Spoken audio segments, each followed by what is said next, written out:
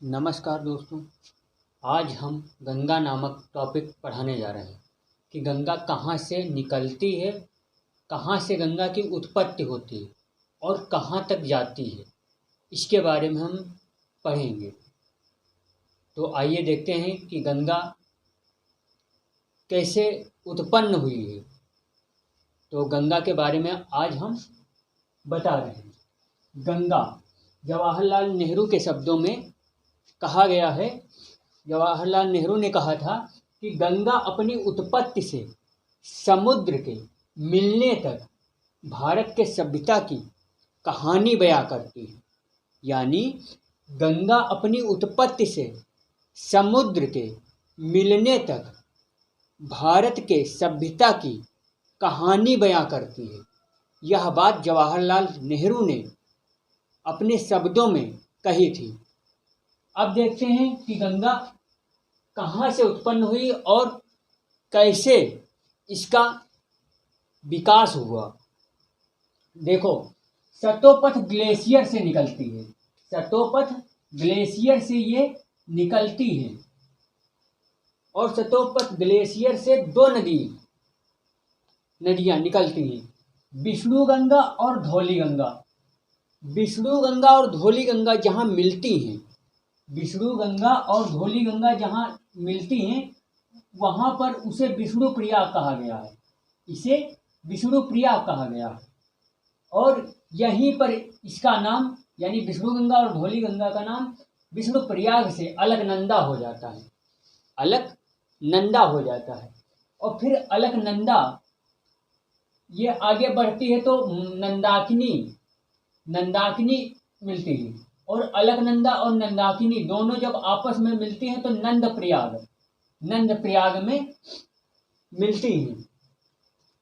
अलकनंदा और नंदाकिनी नंद प्रयाग में मिलती हैं और फिर ये आगे अलकनंदा बढ़ती है तो ये पिंडर गंगा अलकनंदा में मिलती है तो वहां पे कर्णप्रयाग में पिंडर गंगा मिलती है अलकनंदा से। फिर यहाँ पे मंदाकिनी भागीरथी बद्रीनाथ से, यहाँ ये बद्रीनाथ है, बद्रीनाथ से ये मंदाकिनी निकल करके रुद्रप्रयाग में अलकनंदा में मिलती है और फिर ये अलकनंदा आगे निकल करके भागीरथी गंगोत्री से निकलती है और गंगोत्री से निकल करके ये देवप्रयाग में मिलती है अलकनंदा से। तो भागीरथी देवप्रयाग में मिलकर के अलकनंदा फिर गंगा का रूप लेती है। यहाँ से ये गंगा निकलती है। ये गंगा यहाँ से यानी भागीरथी और देवप्रयाग, भागीरथी और अलकनंदा जब आपस में मिलती हैं तो वहाँ पर इसका नाम देवप्रयाग में गंगा होता है।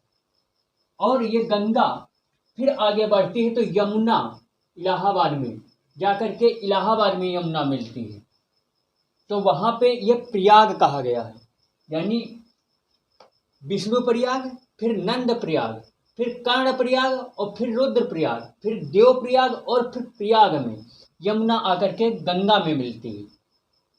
गंगा का नाम यहाँ भागीरथी और अलकनंदा जब दोनों मिलती हैं, ये नदी अलकनंदा, तब ये जाकर के गंगा का रूप लेती है और गंगा फिर यमुना मिलती है तो ये प्रयाग बनता है। तो 5 ये प्रयाग याद रखना, विष्णु प्रयाग, नंद प्रयाग, कर्ण प्रयाग, रुद्र प्रयाग और देव प्रयाग। देव प्रयाग में गंगा का नाम गंगा हो जाता है और फिर ये गंगा आगे बढ़ते हुए जानते हो कहाँ जाती है? आगे बढ़ते हुए फिर इसमें यमुना में ही चंबल मिलती है। चंबल गंगा की सहायक नदी नहीं है, चंबल यमुना की सहायक नदी है। और फिर ये गंगा जाती है तो राम गंगा इससे बाएं तट से मिलती है, फिर गोमती, फिर घाघरा, फिर गंडक, कोसी और महानंदा, ये बाएं तट से गंगा में मिलने वाली नदियां हैं। कौन सी बाएं तट से मिलने वाली नदियां? रामगंगा, गोमती, घाघरा और गंडक, फिर कोसी और महानंदा, ये 6 नदियां बाएं तट से गंगा में मिलती हैं। और दाएं तट से देखते हो कौन सी मिलती है? यमुना, चंबल। ये यमुना की सहायक नदी है, लेकिन दिया इसको माना गंगा में ही जाता है। यमुना, चंबल, फिर सिंध दाएं तट से मिलती है, बेतवा भी दाएं तट से मिलती है, केन भी बाएं तट से ही मिलती है, सोन ये भी बाएं तट से मिलती है, टोंस ये भी बाएं तट से मिलती है। और ये दो नदियां ऐसी हैं कि ये प्रायद्वीपीय पठार से निकल करके सीधे गंगा में मिलती हैं। सोन और टोंस ये दो नदियां ऐसी हैं कि ये दोनों सीधे गंगा में मिलती हैं। प्रायद्वीपीय पठार से निकलने वाली ये दोनों नदियां सीधे गंगा में मिलती हैं और गंगा 5 राज्यों से होकर गुजरती है। गंगा 5 राज्यों से होकर गुजरती है। देखो कौन कौन से राज्य हैं? एक है उत्तराखंड, नंबर 1 उत्तराखंड, दूसरा है उत्तर प्रदेश, और तीसरा है बिहार।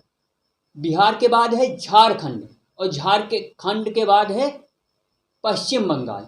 ये 5 राज्य ऐसे हैं जिनसे ये होकर निकलती है। और गंगा किन किन शहरों में होकर निकलती है, किन किन शहरों को छूते हुए निकलती है? तो देखिए, सबसे पहले हरिद्वार, और हरिद्वार के बाद इलाहाबाद, इलाहाबाद के बाद कानपुर, फिर पटना, वाराणसी और भागलपुर। ये ऐसे शहर हैं जिनसे गंगा निकलती है, होकर के गुजरती है। तो किन किन शहरों से होकर गुजरती है? हरिद्वार से, फिर कानपुर, और फिर पटना, वाराणसी और भागलपुर, इनसे होकर ये निकलती है। और गंगा के नाम क्या हैं? ये उत्तराखंड में भागीरथी ही इसे बोलते हैं।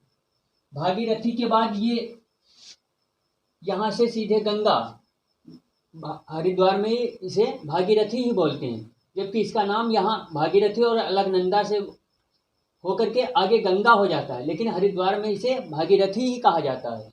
और फिर ये आगे बढ़ती है तो यहाँ पे पश्चिम बंगाल में फिर इसे भागीरथी कहा जाता है। पश्चिम बंगाल में इसे फिर भागीरथी कहा जाता है। और फिर ये ब्रह्मपुत्र में मिलती है तो इसका नाम हो जाता है पद्मा। और फिर ये 2 धाराओं में बढ़ती है। पश्चिम बंगाल में जो भी ये भारत को निकलती है तो ये चली जाती है कहाँ? हुगली। इसका नाम हो जाता है हुगली। यहाँ से ये बट जाती है, ये हुगली चली जाती है 2 धाराओं में। और ये जो है ब्रह्मपुत्र, इसका नाम हो जाता है पद्मा। और फिर ये सबसे लास्ट में नाम इसका हो जाता है, पद्मा के बाद इसका नाम हो जाता है मेघना। सबसे लास्ट नाम इसका मेघना है। इसके 3 नाम हुए, कौन से? नंबर 1 पर भागीरथी, फिर दूसरा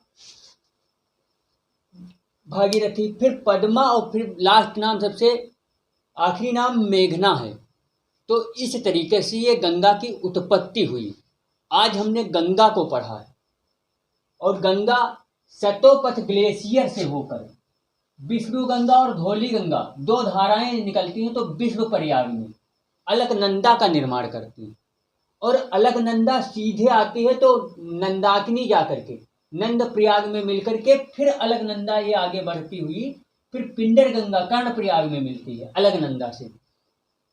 और अलकनंदा फिर आगे बढ़ती है तो मंदाकिनी मिलती है रुद्रप्रयाग में। और रुद्रप्रयाग से फिर भागीरथी मिलती है अलकनंदा में देवप्रयाग में। और देवप्रयाग से इसका नाम गंगा पड़ता है। और गंगा सीधे आकर के ये पश्चिम बंगाल में 2 धाराओं में बढ़ जाती है। एक तो ब्रह्मपुत्र में मिलती है और दूसरी हुगली नदी, दूसरी धारा हुगली नदी बोल करके ये चली जाती है भारत में। तो इस तरीके से हमने आज गंगा को देखा और बहुत ही अच्छी बात कही थी जवाहरलाल नेहरू ने कि गंगा अपनी उत्पत्ति से समुद्र के मिलने तक भारत के सभ्यता की कहानी बयां करती है। तो आज हमने गंगा को देखा, फिर मिलेंगे किसी नई वीडियो के साथ। तब तक के लिए अपना ख्याल रखना और हमेशा मुस्कुराते रहना, कभी अपने लिए तो कभी अपनों के लिए भी। धन्यवाद।